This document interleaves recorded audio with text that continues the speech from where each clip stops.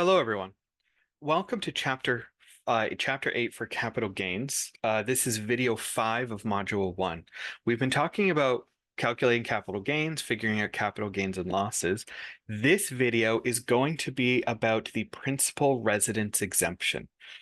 Principal residence exemption is one of my favorite rules when it comes to capital gains because this rule is all about protecting you from having to report income, capital gains, on your personal home, the house that you live in or you and your family lives in. The rule, I think, is pretty simple in its base form. And if you only live in one house at a time, it easily covers the entire time. If you sell a house and move into another house, as long as you're only owning one house at a time, the principal residence exemption will cover all of your capital gains. So you'll never have to report income for buying and selling the house you live in. A complication comes in if, for whatever reason, you own multiple homes that you occasionally live in. Maybe you have your regular house and you have a cottage or vacation home, or perhaps you have a second home that your child's living in for school. For individuals who own more than one residence that they live in, this becomes a touch more complicated, but can be used in kind of a clever way to get you the best benefit for yourself. So let's go through a handful of slides just to cover the rules of the principal residence exemption, and then we'll get into examples and do a couple exercises. So as I said, the principal residence exemption applies to your personal property, the home that you are living in. If you have a house that you are renting or you are buying and selling houses as part of a business, those houses cannot qualify for the exemption. To be a principal residence, it has to be a housing unit owned by the person claiming the exemption. It also has to be a house you ordinarily stay in. So even if it's not a rental property or inventory, if it's a house you don't go to, maybe it's an old abandoned house, maybe it's a house you inherited and it's just been sitting empty for a few years, you need to have lived in the house at some part of the year in order to claim it as your principal residence. It also will be designated in a given year as the principal residence. The exemption applies year by year that you live in a house.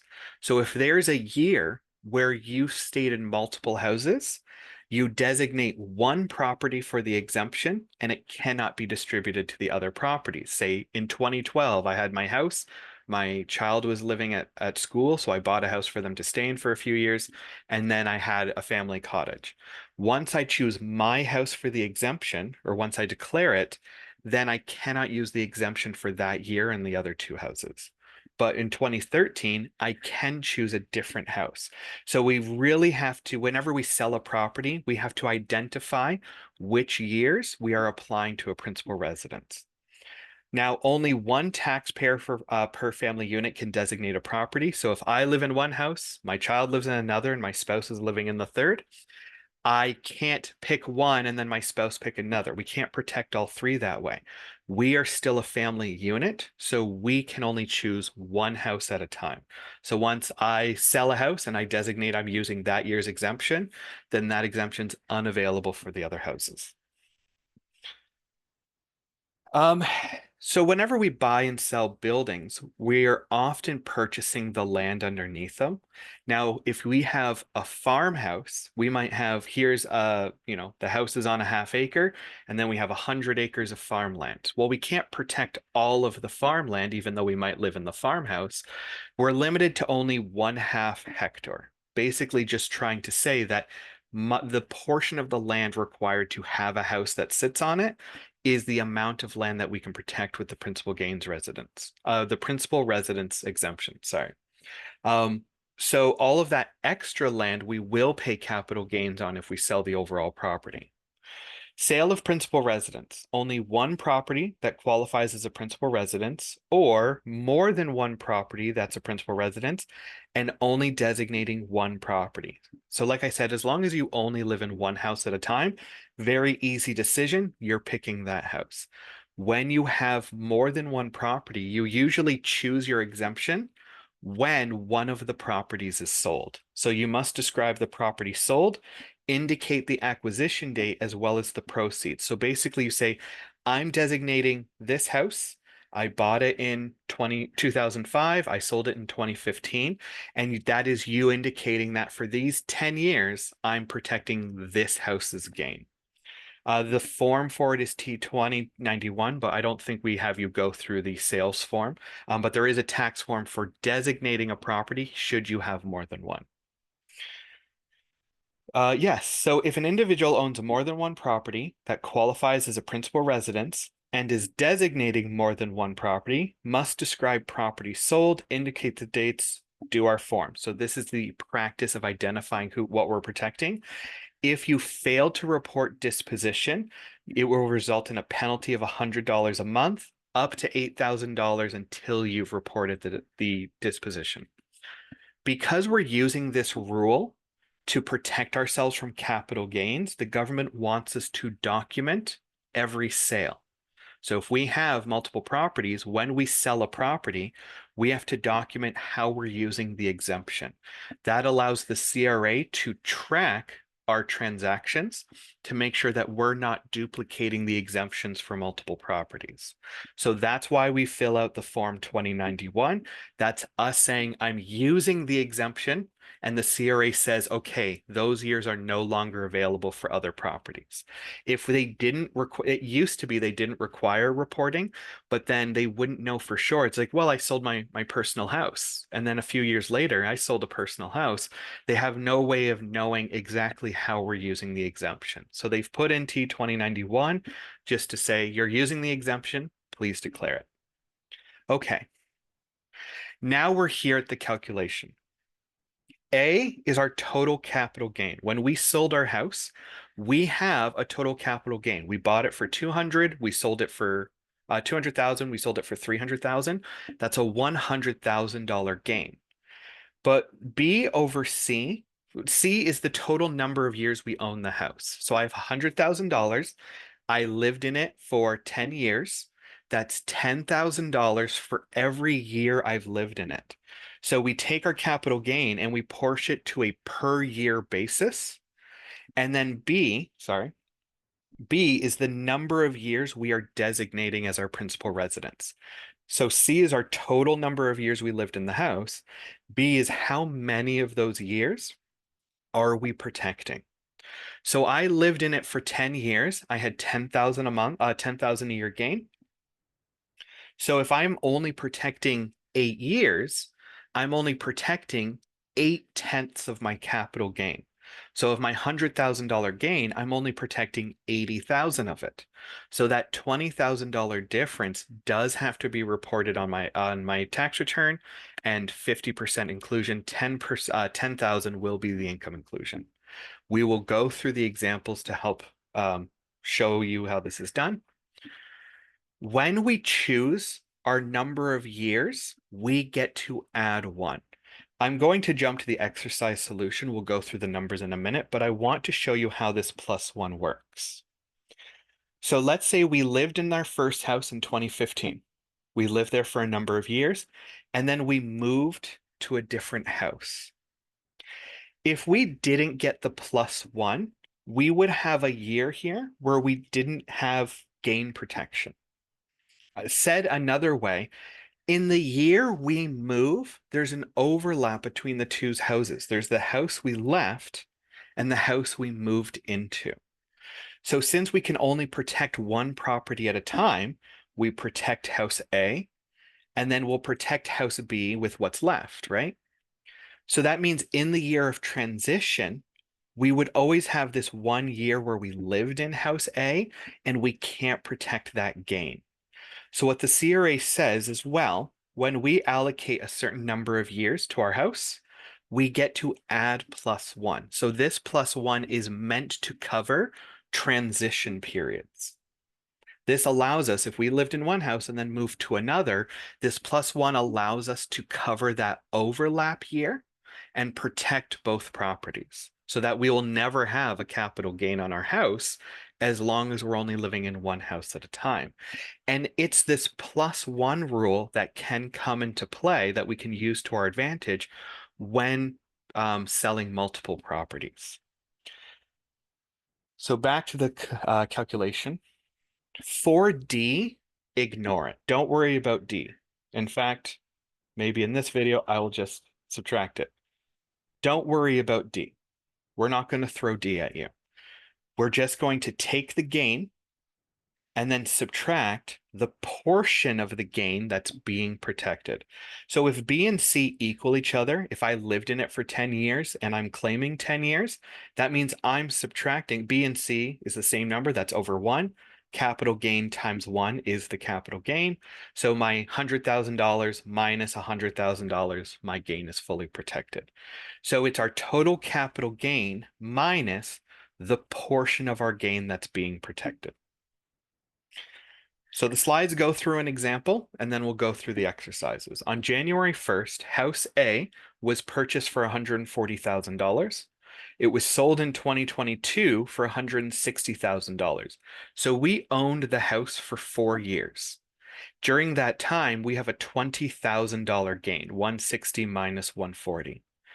Immediately after House A was sold, House B was acquired in 2022 for 170, and then we sold House B in 2024 for $200,000.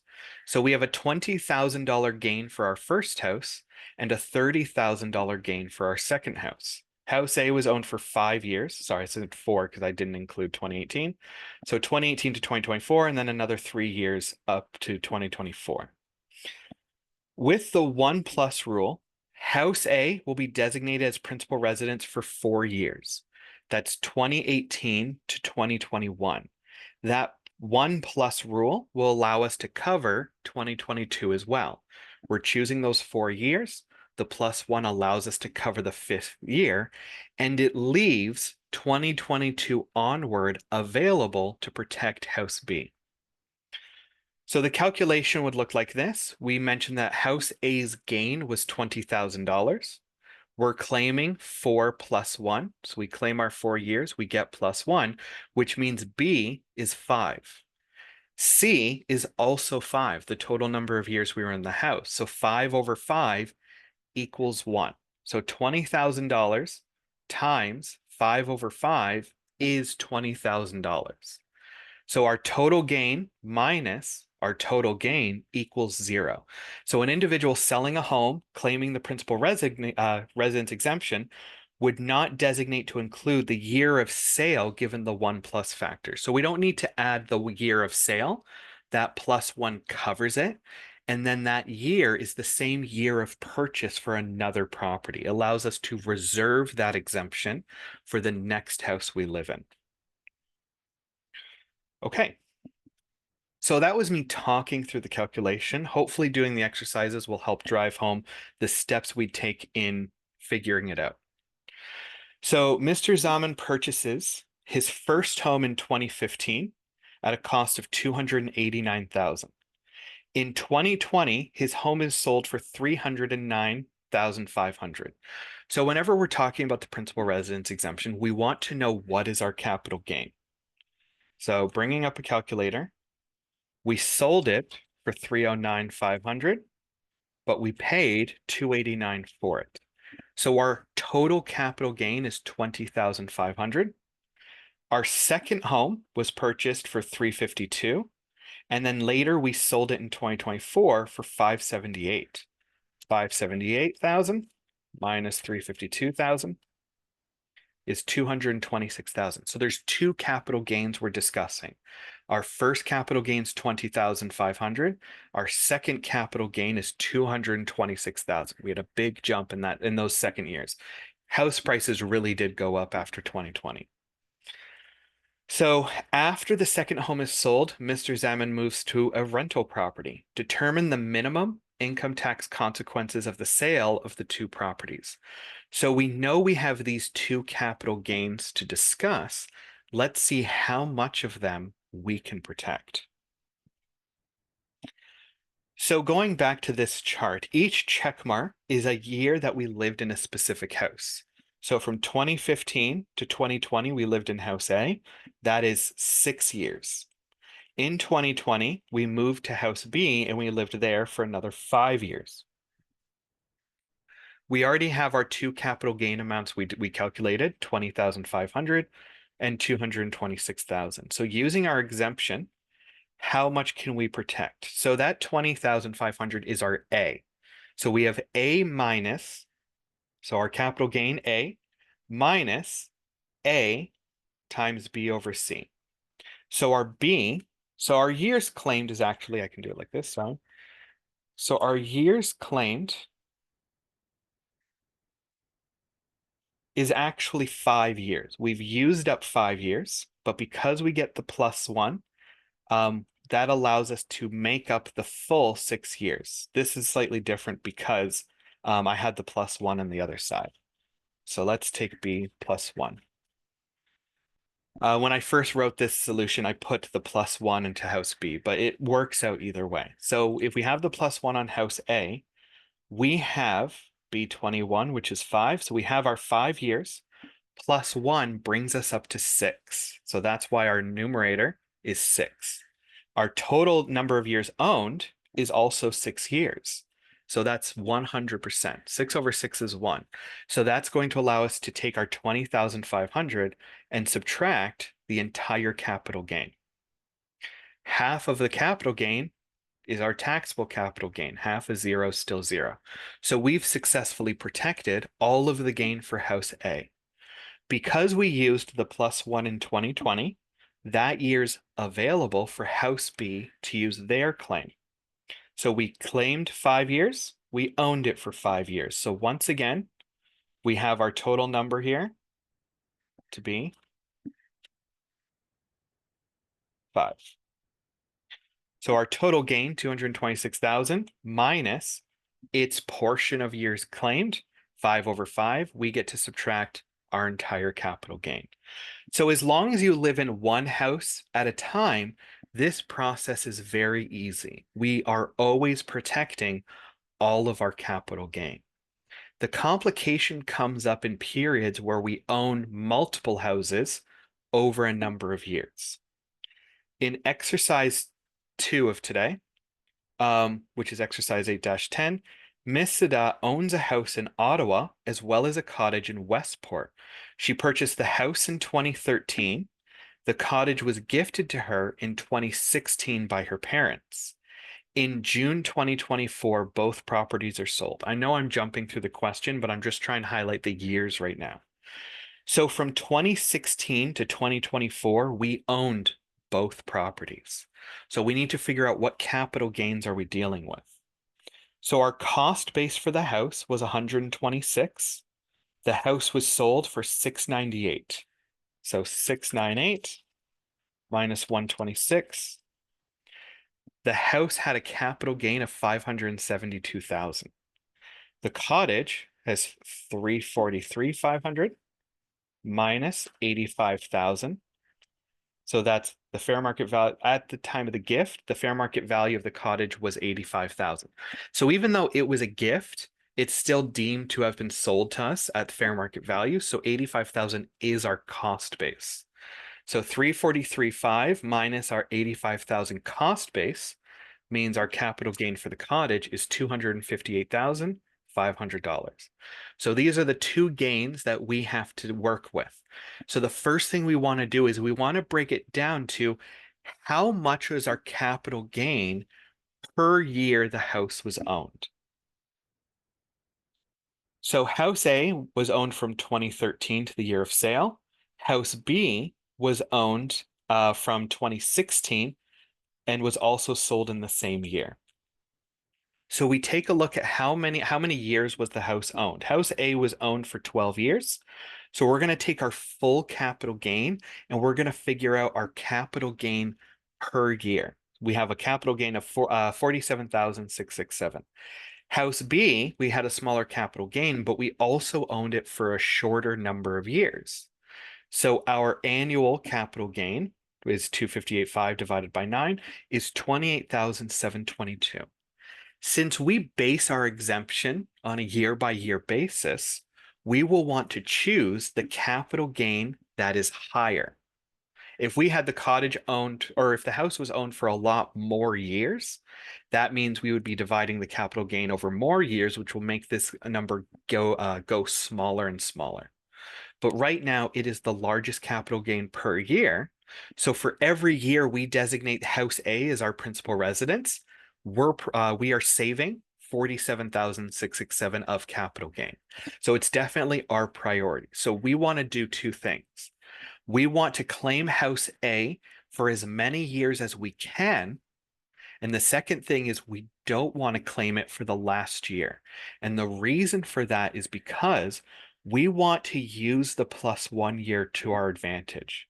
So we're going to claim it for all of the years we can, and then we're going to back it up 1 year so that we can use the plus 1 to finish off its ownership timeline and save that year for House B. Because when we claim House B, we will get that plus 1 rule again, so that 2024 and 2023 will protect it. So we will protect 12 years of House A and 2 years of House B. So our full gain, 572 minus 572 times 12 over 12 are 11 years plus 1. 12 over 12. So we've protected the full capital gain. We protected $572,000. Our taxable capital gain is 0. House B, we weren't able to protect all of the years, but we can exempt 2 of them. So we used a year, allowing us to claim an additional one. So basically, we are going to protect 22, so 2 years divided by the 9 years we owned it, 22.22% of the overall capital gain. So we are going to take 258.5 minus, so 258,500, sorry, 500 times 2 divided by 9 is 57,444. That's how much we're going to subtract from our overall capital gain. So our capital gain that we're declaring for House B is $201,000 and about $56. So that's taking our full capital gain and subtracting out the exempted years. So 201,000 is being declared as capital gain. Taxable capital gain is $100,000. So we experienced $830,500 of capital gains, but we're only reporting $100,000 of taxable capital gains. We protected a little over $600,000 of capital gains using our exemption rules. So that is the principal residence exemption. So our steps are, how many years do we live in each house? What is the per year capital gain amount? Protect the larger amount as much as you can, and the other years will be left for the other house, to protect what small portion we can of that as well. That's principal residence. If you have any questions, please feel free to send them to me. When we come back, we are going to be looking at other personal use property. It's called PUP or PUP. We are going to be discussing what happens when I buy and sell something I own that's not part of a business or passive income. Thank you for your time. See you in the next video.